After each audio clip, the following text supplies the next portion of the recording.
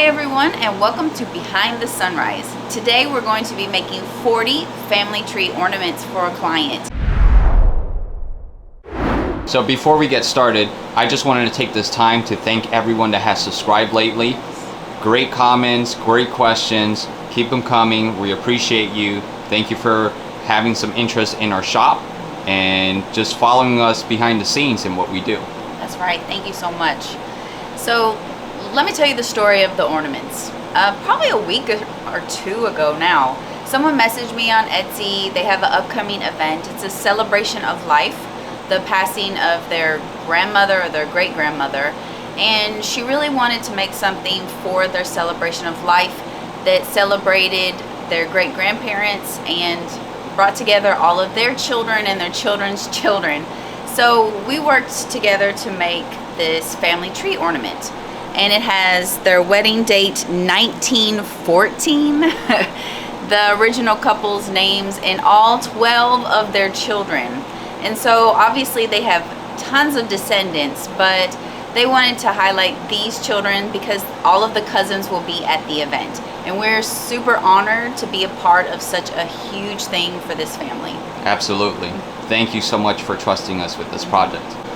All right guys, so whenever we get a big order like this, that we're doing multiple of these, of course it's very easy to duplicate over and over in the laser engraver because you make the design, you design it on the computer, the customer agrees to the design, we cut a sample, and you can see it's been cut from here, it's been approved, and now we make it over and over again. Right, so since we're making them over and over and over again, 39 more of these guys, we wanted to cut one out, make sure that it looks exactly like Beth, our client, wants it to look. So we did this sample one. It actually has an engraving on the back that says an end of an era, and it has the date in which the grandparent passed. And so this one is really special. We wanted to make sure that it's going to be perfect. So we cut this one out. I contacted Beth, she loves it, she's super excited, and now we're ready to make 39 more. So we have 3 machines prepped, we have 3 machines set up to run, and we're ready to get started. So I wanted to take this time to talk a little bit about the setup that we got going on here, because we actually have 4 machines, okay? But we only have 1 computer, and the computer's here. And it's basically a gaming computer that I have built. And what we do so we don't have to have separate computers is, since it has so much RAM and it's capable of running the same program, because what I do is we open up the program 4 times on the screen, okay? So we're running 2 machines on this screen and 2 machines on this screen.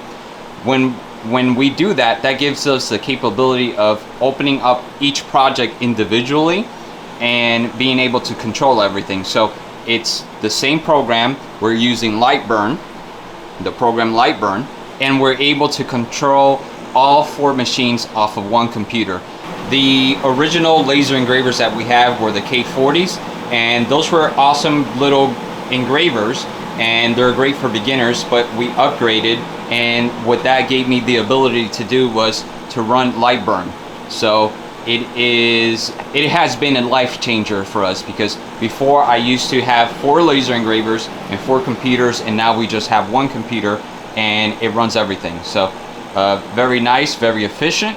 I just want to share that with you guys. All right, so everything has been lined up and framed already and focused. So we should, oh, did I focus this one? Let's see. Oh, better double check. Ooh, perfect. All right. So now we'll close the lid and fire it up. So we're gonna go ahead and double check all the focal points, and basically what that is inside here there is a lens, and there's a specific focal point that you want to focus on to the material that you're engraving. And this template right here, this little scale measuring device, this comes with the machine, and you're able to raise the material and lower the material to get that perfect focal point. That focal point, what it does is, just like when you grab a magnifying glass and you focus it at the correct focal point, the light from the sun or a light focuses in a small little dot, a small little point. That's basically what we're doing here. Okay, so we have this one going, this one's going over here, and this one's going. And now guys, we drink coffee.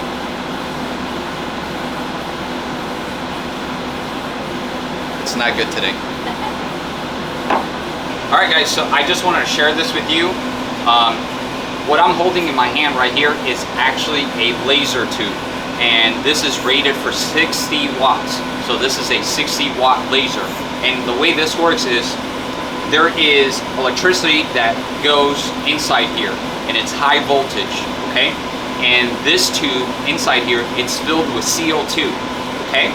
So when the high voltage goes into this side, there is no type of wire inside of it. So when the electricity, since it's under a vacuum, it's able to arc from one end to the other and excite the electrons inside, and it emits a laser light.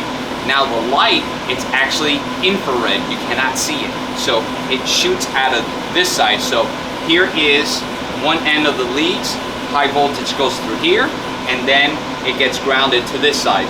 And the machine has a controller. That controller pulses, it sends ground signals, and it pulses the electricity from one end to the other, and it's able to turn on and off the laser very quickly.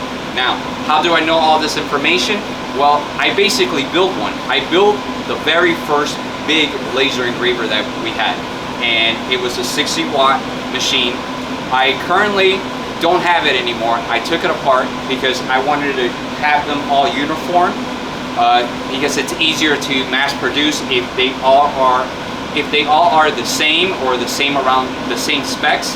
The one that I built sometimes would give me different dimensions, even though I calibrated it. But it worked very well, and it actually paid for all of these when I built it. But I just wanted to share that with you guys. And there's actually a cooling system inside here, and water flows from this end to this end, and it keeps this laser tube cool. And if you don't keep it cool, it could actually burn up and it could be ruined. So a lot of cool stuff. I think it's I'm a little geeky, I'm a little nerdy when it comes to all this stuff. So you can see this machine is a 60-watt laser machine, and you can see there's a tube inside here and in the back. It fits in the back here, and it shoots the light right out of here. And this is a 60-watt machine, and this is a 60-watt machine. But if you come over here to our 100-watt machine, you can see the laser tube, it's a lot longer, and it requires a higher voltage to be able to jump from one end to the other. So all the controllers, all the power supplies will be different.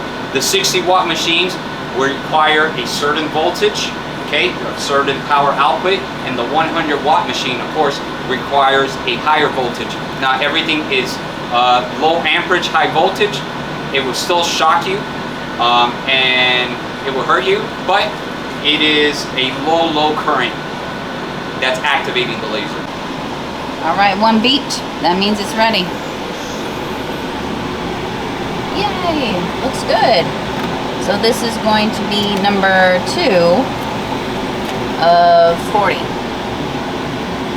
We'll peel that tape off, and then we'll engrave the little saying on the back once everybody's finished. All right, everyone, we're down to the last couple. We're almost done here. And Annie has a ton of them here, ready to go. Yeah, 30 here and 9 more in the oven, cooking. So we are about done here, cutting in the shop. So after this process, now we're gonna wash them lightly, and then we're gonna stain them, and we're done for the day today. Yes. Yeah, we've been here for a while, so we're gonna sign off, and we'll see you in the next video. Bye, thanks.